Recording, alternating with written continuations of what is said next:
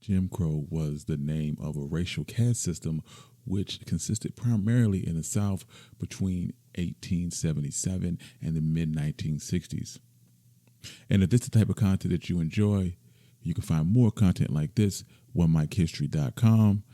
Also, if you want to support the channel, you can do so at my Patreon page or my Buy Me Coffee in the description below.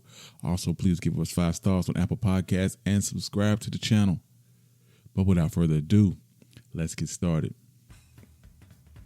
The term Jim Crow derives from early 19th century minstrel shows. It was a popular form of entertainment which is the predecessor to vaudeville. The shows consisted of a primarily white song and dance performer crudely mimicking African Americans for the enjoyment of white audiences. One of the earliest and most famous was Thomas Daddy Rice, who devised a strutting, dancing character supposedly mimicking a prancing crow, and the character became known as Jim Crow.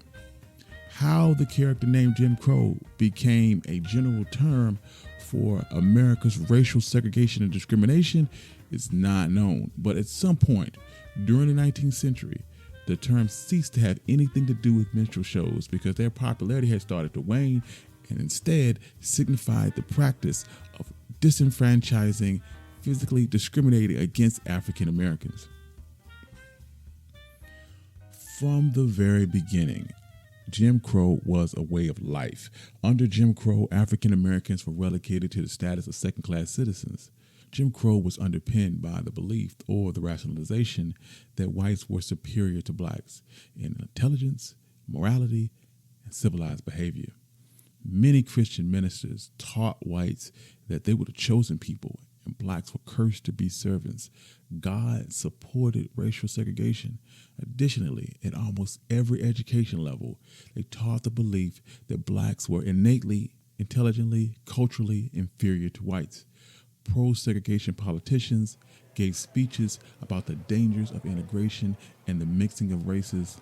Newspapers and magazines routinely referred to blacks as niggers and coons, and their articles reinforced anti-black stereotypes. Any activity that suggested social equality encouraged interracial unions, and interracial unions could produce a mixed race that would destroy America. Therefore, violence must be used to keep blacks in their place. In fact, during the 30s, when the Nazis had set out to disenfranchise and discriminate against their Jewish citizens, they closely studied the laws of Jim Crow in the United States. They admired the Jim Crow era laws and debated whether they should introduce a similar system of segregation in Germany. Additionally, when the idea of banning Jewish and Aryan marriages were presented to the Nazis, they once again looked to America to adopt an idea similar to the one-drop rule that stipulated that anyone with one drop of black ancestry was legally black and could not marry a white person. Jim Crow took place in 2 distinct forms: Jim Crow etiquette and Jim Crow laws, i.e. black codes. Jim Crow etiquette governed how African Americans should behave in white society, and sometimes the etiquette would vary from person to person. For instance, black males could not offer their hand to shake to a white male or any other part of their body to a white female. Black males couldn't even light the cigarette of a white female. Blacks and whites were not supposed to eat together, but if they did eat together, whites would be served first. A black couple was not allowed to show affection towards one another in public. And whites did not use courtesy titles of respect when referring to African Americans, like Mr. or Mrs. or Ma'am. Instead, blacks were referred to by their first name. But blacks absolutely had to use courtesy titles when referring to whites and could not use their first name. This informality of whites using the first names instead of courtesy titles caused many African Americans to start using initials for their first name. Jim Crow etiquette operated in conjunction with Jim Crow laws, i.e. black codes. Black codes excluded blacks from things like public transportation and facilities, juries, jobs, neighborhoods. The passage of the 13th, 14th, and 15th Amendment to the Constitution granted blacks some of the same legal protections as whites. However, after the Compromise of 1877, the South and border states began restricting the liberties of African Americans once again. Over the next few years, segregation and disenfranchisement picked up pace in the South, and it was more or less tolerated in the North. In 1890, Louisiana passed the separate car law. This Louisiana law made it illegal for blacks to sit in coach seats reserved for whites, and whites couldn't sit in coach seats reserved for blacks. The idea was to aid passenger comfort by creating equal but separate facilities for blacks and whites. But this was a joke. Almost no public accommodations, including railway travel, provided blacks with equal facilities. So in 1891, a group of blacks decided to test the Jim Crow law. They had a man by the name of Homer Plessy, who was 1/8 black, sit in the white-only coach section. And he was, of course, promptly arrested. Plessy's lawyers argued that Louisiana did not have the right to label one citizen as black and another as white for the purpose of restricting their rights and privileges. On May 18, 1896, the Supreme Court delivered its verdict, and by a 7-2 vote declared the separate but equal facilities constitutional on interstate railroads. The court ruled that the protections of the 14th Amendment applied only to political and civil rights and not social rights. Judge Henry Brown wrote, to consist in the assumption that the enforced separation of two cars stamps the colored race with a badge of inferiority, if this be so, it is not by any reason found in the act, but solely because the colored race chooses to construct upon it. The Plessy versus Ferguson verdict legitimized two different societies, one white and superior, and the other black and disenfranchised. For blacks, the Supreme Court further underpinned the constitutional protections of blacks and made Jim Crow laws a way of life. The Plessy versus Ferguson verdict sent a message that discrimination against blacks was acceptable, so other laws followed, like grandfather clauses, as well as poll taxes, white-only primaries, and literacy tests. Other states passed statutes severely regulating social interactions between the races. Jim Crow signs were placed on water fountains, door entrances, and exits in front of public facilities. There were separate hospitals for whites and blacks, separate prisons, separate public and private schools, and separate restrooms. And of course, in most instances, black facilities were grossly inferior, and in other cases, there were no black facilities at all. The Plessy versus Ferguson verdict gave Jim Crow states a legal way to ignore their obligations to African Americans as citizens of this country. Jim Crow laws and the system of etiquette was backed by the threat of violence.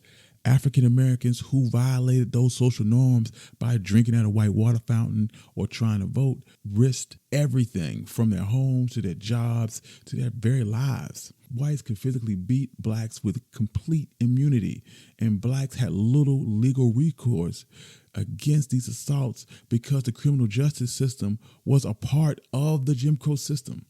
Matter of fact, violence was instrumental in Jim Crow because it was used as a method of social control to enforce the racial hierarchy. The most extreme form of this violence was lynching. The legal definition of lynching is with 3 or more persons put someone to death without legal sanction. Jim Crow lynchings were public, often sadistic murders carried out by mobs, and from 1882 to 1968, there were almost 4,730 known lynchings, and 3,440 of them were made up of black men and women. Black lynchings accounted for 72% of the total lynchings that we know of. Well, most victims were hung or shot, but they could be burned at the stake, castrated, beaten with clubs, or dismembered. During the mid-1880s, whites constituted majority of the lynching victims. However, after Reconstruction, blacks more frequently became victims of lynching. During the lynching era, white lives were held at a higher value, while the lives of African Americans held little to no value. Law-abiding African Americans lived with a daily risk of arbitrary and possibly deadly violence.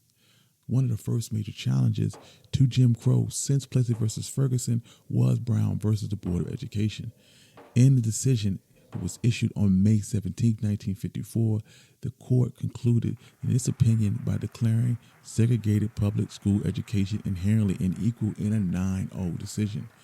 They stated that this violated the Equal Protection Clause. The Equal Protection Clause is the part of the first section of the 14th Amendment of the United States Constitution, and the clause provides that nor shall a state deny any person within its jurisdiction equal protections under the law.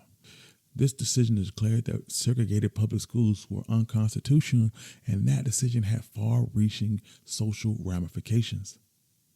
During the early 60s, after numerous civil rights demonstrations and protests were held, particularly in the South, the civil rights movement pushed the Kennedy administration to give their full-fledged support to a civil rights bill.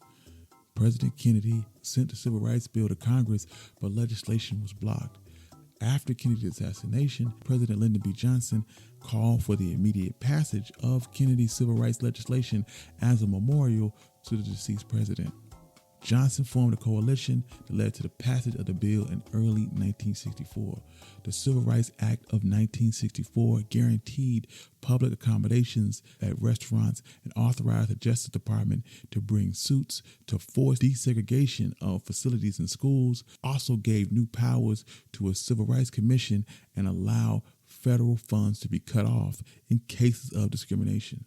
By 1965, Lyndon B. Johnson also called for stronger voting rights laws and began working on what became the Voting Rights Act of 1965. The Voting Rights Act of 1965 ended any legal barriers to voting at all federal and state and local elections. It provided federal oversight and monitoring to counties with historically low minority voter turnout. The Civil Rights Act of 1964 and the Voting Rights Act of 1965 made Jim Crow laws technically illegal, but many African Americans paid for Jim Crow with their lives, and the impact of the long history of Jim Crow continues to be felt in the United States today.